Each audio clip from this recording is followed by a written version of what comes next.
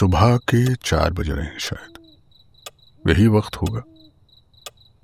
इसी वक्त तो आंख खुल जाती है मेरी बाज़ दफ़े।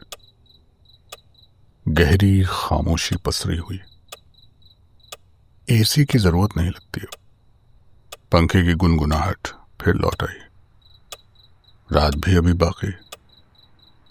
मैं अपना हाथ नहीं हिला सकता, आदत है उसकी।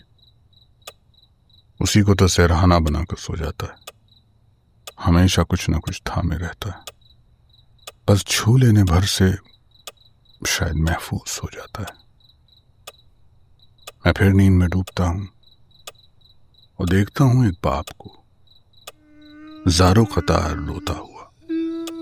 पुलिस उसके हाथ से उसके बेटे का कटा हुआ सर छीनने की कोशिश कर रही। 21 साल की उम्र। इसकी लाश 1 हफ्ता पहले ही तो बुलंदशहर के जंगल में दफन मिली थी। आज सर भी बरामद हो गया।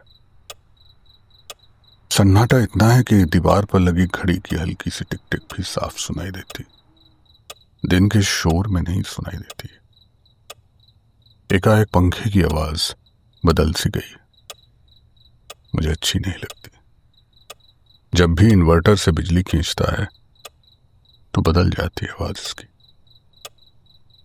फिर नींद की आगोश में गिर गया हूं मैं। अचानक 2 मासूम बच्चों की चीखें झंझोड़ देती हैं मुझे। उनकी मां की लाश तो सामने ही पड़ी है, बिजनौर के गांव में। प्रशासन केस दबाने पर आमादा है, बावजूद इसके कि 1 दिन पहले ही तो इस बेवा ने एक ताकतवर सियासी शख्स का नाम लिया था। अब इन बच्चों का सहारा कोई नहीं। दूर किसी मस्जिद से आजान और पास ही एक मुर्गे की बांग। मगर अंधेरा तो अभी भी बाकी है। रातें लंबी हो गई। मेरा हाथ अब आजाद है, वो कंबल में सिमट गया। हवा में अब ठंडक सी है, सर्दियां दस्तक दे रही। एक नौजवान मेरे पास से गुजरता है, उसकी आंखों में मौत का खौफ साफ दिखता है। मेरे कंधे को थाम लेता है और कहता है कि उसने किसी का कत्ल नहीं किया, उसे फंसाया गया है। पूछता है कि क्या मैं मदद कर सकता हूं। सायरन की आवाजें नजदीक आ रही, वो भाग खड़ा होता है। मैं गोलियों की गूंज सुनता हूं।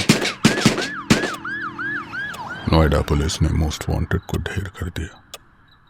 उसके नाम पर कोई जुर्म का अतीत तो नहीं था। हुक्मरानों के लिए खून में लथपथ एक और कामयाबी। अलार्म बज उठता है। सुबह हो चुकी है। एक और दिन। मैं उसे जगाता हूं। स्कूल जाने की तैयारी।